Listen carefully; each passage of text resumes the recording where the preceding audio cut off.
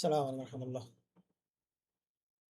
আমরা টেকলার report automation করে কিভাবে আমরা হ্যাসেল ফ্রি ডাটা এক্সট্রাক্ট করতে পারি, আমি কিছু স্যাম্পল টেমপ্লেট রিপোর্ট বানিয়েছি, সেগুলো আমি একটু দেখানোর চেষ্টা করব।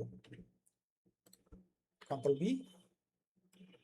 ফার্স্ট অফ অল এগুলো আমি আমার ইউজ কেস অনুযায়ী তৈরি করেছি। যেমন আমি চাচ্ছি যে আমার শুধু প্রজেক্টের ওয়েব এবং ফ্লেন্স কি পরিমাণ আছে সেগুলো এখানে দেখাবে।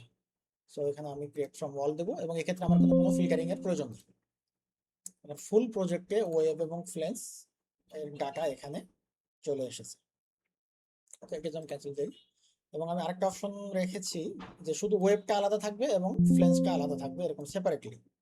ঠিক আছে, যেমন এখানে আছে ওয়েবটা, ওয়েব আছে first of all, then web শেষ হয়ে যাওয়ার পরে ফ্লেন্স।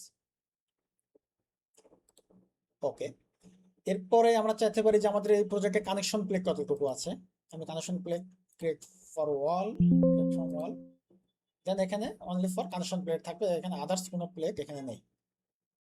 কানেকশন প্লেট বা স্টিফেনার বা আদার্স ওয়েব ফ্লেঞ্জ ব্যতীত যেগুলো আছে সেগুলো এখানে আসবে। আচ্ছা, এখানে আরেকটা অপশন করেছিলাম যে আদার্স প্রোফাইল, অর্থাৎ প্লেট আইটেম ব্যতীত, প্লেট ব্যতীত যে আদার্স আইটেমগুলো আছে, বক্স, পাইপ, অ্যাঙ্গেল, রড, পার্লেন বা আদার্স যেগুলো আছে সেগুলোই এখানে আসবে।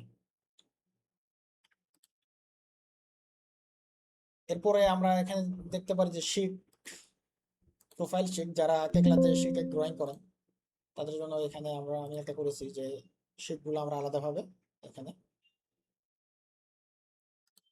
বের করতে পারছি।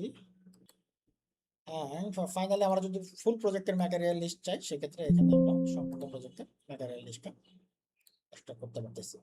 এবং এগুলো সম্পূর্ণ কাস্টমাইজ করা, টেকলার ডিফল্ট ডিজাইন কিন্তু এগুলো না।